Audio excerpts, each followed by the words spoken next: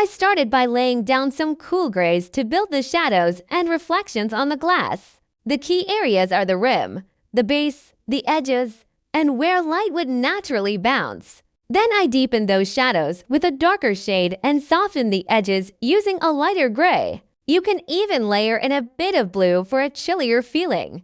For the lemons, I used a pale yellow-green for the base of the fruit.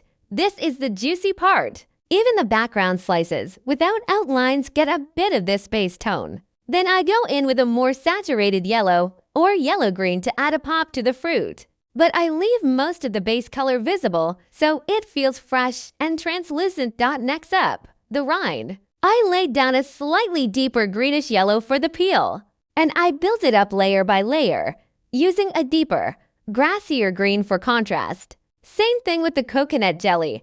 I gave it a little color variation by adding a green tint to make it feel like it's reflecting the drink. And don't forget, even those out-of-focus rind pieces in the back get a touch of base color. And I layered a bit of deep green to blend them into the scene. The reflections of the rinds on the inner walls of the glass help sell that transparent look. Now I soften everything up a bit with a lighter green, smooth out any harsh edges, and give a final pass of color harmony across the whole piece. Lastly, I sketched in the ice cubes and added some soft green shadows on the surface of the drink to show reflections, and then do a final pass on the cup shadows to give it weight. To finish it off, I added those crisp white highlights with either a gel pen or white-colored pencils. That's what really gives the glass that glossy, reflective vibe. Tips: so, when you're drawing transparent drinks,